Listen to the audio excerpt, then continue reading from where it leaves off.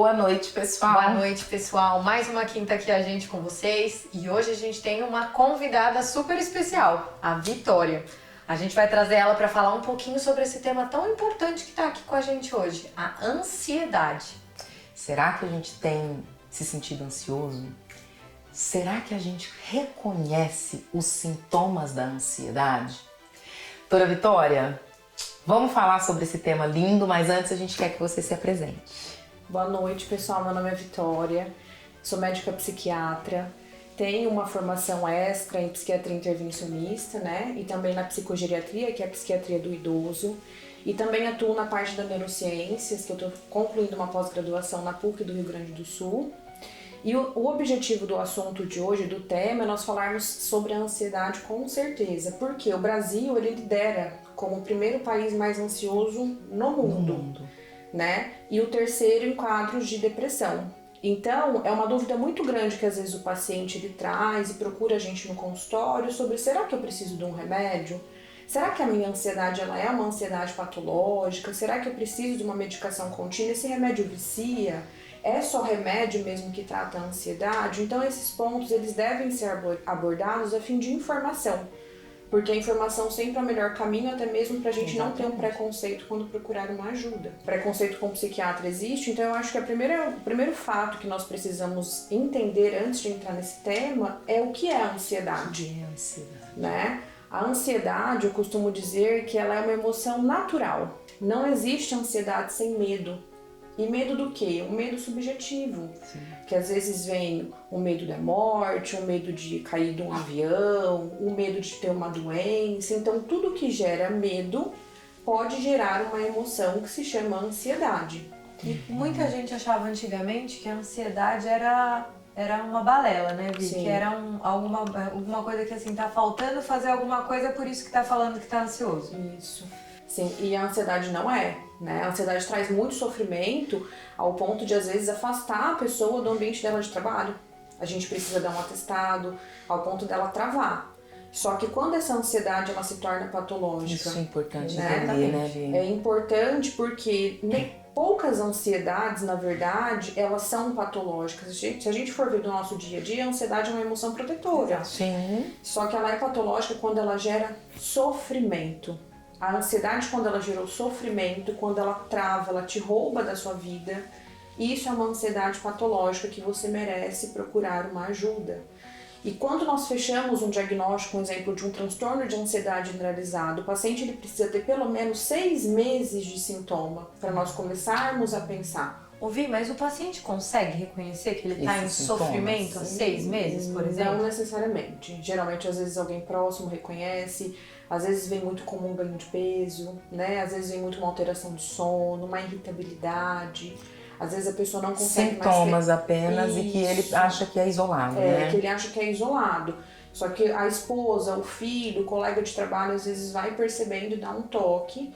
E muito dos casos, eles não procuram um psiquiatra por uma questão, às vezes, de preconceito. Exatamente, porque muita gente fala o quê? Que quem vai em psiquiatra é quem é louco, né? Exatamente. O psiquiatra é um médico de louco. Eu costumo dizer que o psiquiatra é seu amigo, né? Exatamente. O psiquiatra é quem tá ali pra te ajudar. Sim, com certeza. Na psiquiatria são poucos remédios que viciam. E quando você trata uma doença psiquiátrica acompanhado, você vai ficar bem. É pra você melhorar, é pra você ter uma qualidade de vida.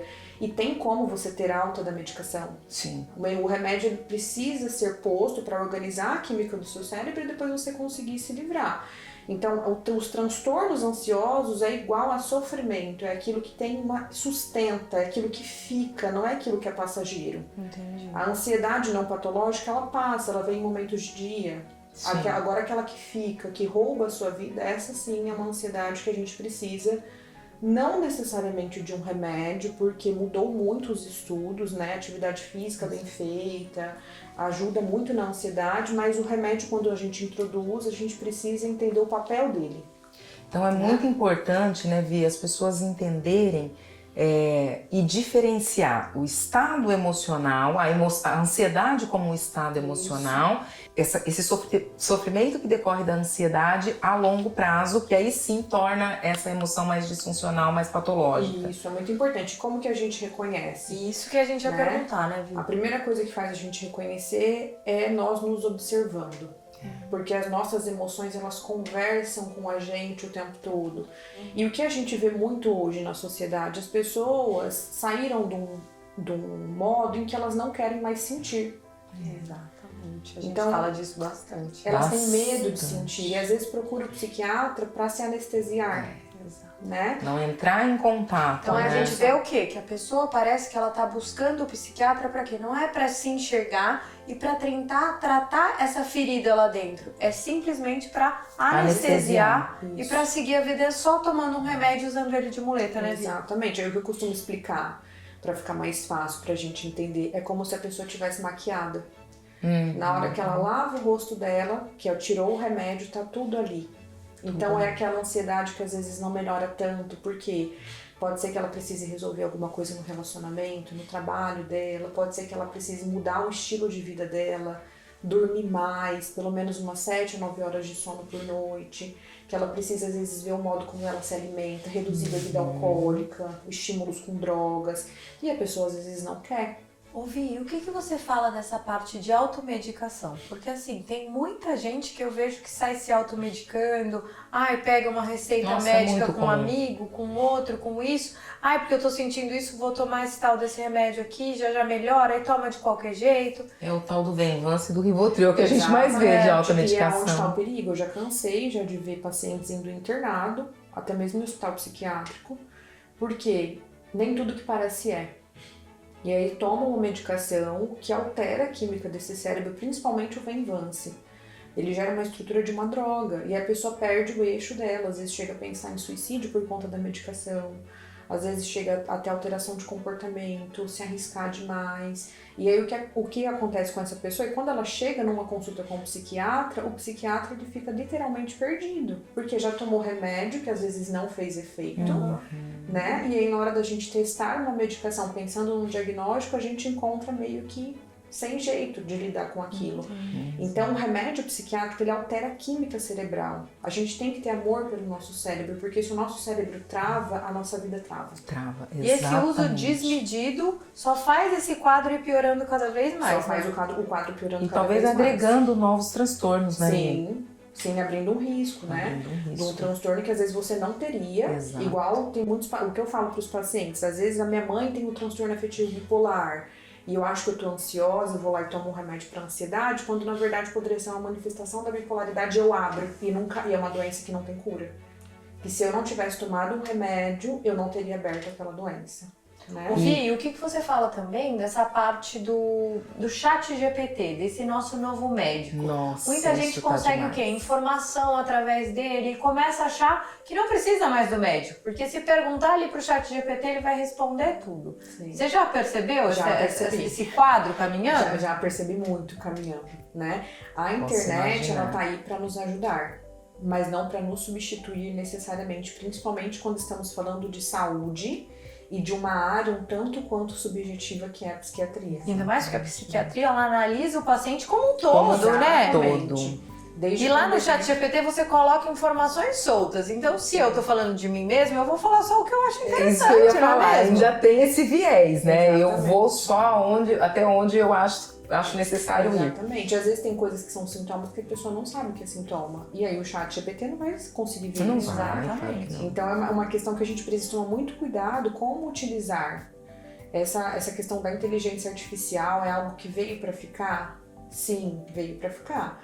Mas nesse ponto, quando nós estamos tratando de psiquiatria, de psicologia, nós precisamos ter muito cuidado, porque a gente precisa ver que ali é um robô.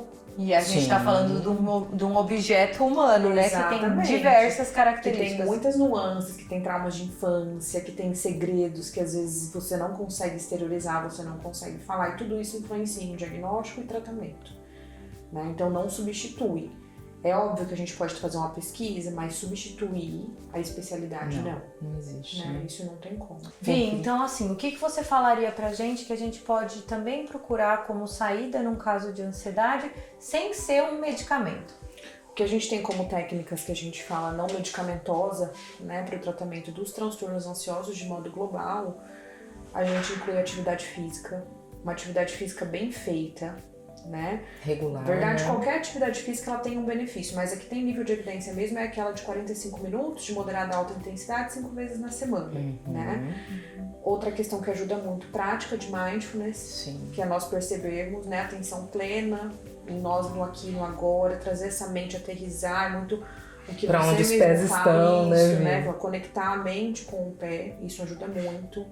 A questão de nós observarmos a parte até mesmo alimentar, Sim. porque tem pessoas que têm uma intolerância à cafeína, o café estimula a ansiedade, o chocolate estimula a ansiedade, consumo às vezes de chá, isso também. Uma outra questão, o apoio social, né? extremamente Rede de apoio, importante. contato, principalmente o contato pela manhã.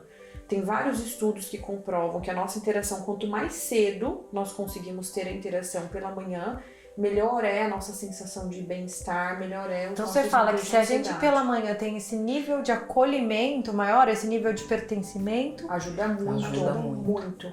Uma outra questão, as psicoterapias, né? As psicólogas de análise, comportamento, ajuda também muito. A rotina de sono, Nossa, fundamental. que é né? fundamental para a gente não desenvolver transtornos ansiosos. E essa questão da gente entender que o remédio ele é uma prática medicamentosa, mas existem fitoterápicos também. Então a melatonina é um fitoterápico que está para ajudar a dormir, às vezes um passiflora, que também pode ser que acalme, um chazinho de camomila, um chá de mulungu, que eu gosto muito do chá de mulungu, né, para ajudar. Então nem tudo é remédio. E aí se a pessoa já fez isso e mesmo assim ela não encontrou um conforto, está em sofrimento, aí sim nós tentamos a medicação. E o ideal é a gente combinar sempre, né, Exatamente. Vitória? Porque daí, na verdade, vai dando um pouco mais de autonomia para essa pessoa. Isso. Até para ajudar no desmame posterior. isso porque a medicação ela não é uma muleta, né? Ela é só uma ajuda, um É um caminho. ajuste da química cerebral. Eu costumo na dizer que a verdade, medicação é a primeira a sair. A hora que o paciente melhora, a gente tem um tempo de tratamento, a medicação é a primeira a sair, ele tem que continuar fazendo tudo aquilo que o remédio não faz por ele. Eu adoro essa linha sua. A Vitória sempre fala assim: a medicação é a última a entrar e a primeira a sair. Exatamente. Porque o olhar da Vitória, que eu admiro muito, e é por isso que ela está aqui com a gente hoje, é um olhar para o ser humano como um todo. Então isso faz muita diferença quando a gente vai procurar ajuda médica, né, Vini? Sim, exatamente. Sensacional. E uma dica para vocês em relação à questão da ansiedade, né, é se observem. Não tenha medo de procurar ajuda quando necessário, não tenha medo de procurar um profissional habilitado, não tenha medo de ir num profissional e não gostar da conduta daquele profissional e procurar outro profissional. Né? Faça atividade física, acorde um pouquinho mais cedo, pelo menos aí meia hora. Eu falo que o modo como a gente acorda para trabalhar influencia o nosso dia inteiro. Total. Às vezes a pessoa acorda já atrasado para correr, toma café da manhã correndo, nem isso influencia muito a gente viver um pouco mais com Vai calma. impactar o tom Exatamente. emocional que vai ditar o Isso. comportamento. Eu né? acho que trazer esse propósito pro seu dia pela manhã, né? Quando a gente faz tudo meio desgovernado, parece que tudo perde o seu sentido, Perde o né? sentido. A gente só vai passando por cima e fazendo no exato. automático. E a ansiedade ela é construída. Isso Né? é Os importante. transtornos psiquiátricos, na grande maioria, não são todos, eles são construídos. É a pessoa às vezes ficando distante dela e não se percebendo e aquilo vai acontecendo. Não são todos, mas tem alguns transtornos e no caso da ansiedade, É um sim, deles, né? a pessoa vai se distanciando dela. E a gente consegue perceber isso mesmo num dia mais ansioso, Sim. né? Quando a gente começa um dia meio assim, fora do prumo, parece que as coisas vão impactando a gente de uma maneira muito mais evidente ao longo do dia, né? Então, por exemplo, eu comecei meu sai dia atropelando, meu né? dia com o pé esquerdo, mais ou menos, as coisas foram acontecendo, chega no fim do dia, parece que você tá ansioso, sobrecarregado, cansado, exausto. Exatamente. Então fica a dica para vocês da nossa querida doutora Vitória, para que a gente comece a se observar melhor, observar aquilo- esses sintomas, né, Exatamente. Vitória? É aquilo que a gente fala sempre. É a hora de pegar a lupa que a Van tanto fala e dar aquela olhadinha pra dentro, Exato. observar com mais carinho, buscar um pouco mais se entender, se fazer um pouco mais de perguntas, ter mais esse tempo com você. Só assim a gente é capaz de realmente enxergar isso que a Vi falou pra gente aqui agora. Que a ansiedade é uma coisa que gera sofrimento. Mas para conseguir entender que esse sofrimento existe, a gente precisa se olhar. Exatamente isso. A autoobservação, ela é curativa. Obrigada, Vi. Obrigada, Vi. Foi muito Obrigada bom pelo ter aqui convite. você hoje. E fique aqui com a gente, porque na próxima semana a gente continua esse bate-papo com a doutora Vitória, mas vamos falar sobre transtorno alimentar. Então, tudo parte do nosso entendimento, desse letramento, que é isso que a gente vem buscando trazer para vocês. Um grande abraço. Beijo, gente. Até a próxima.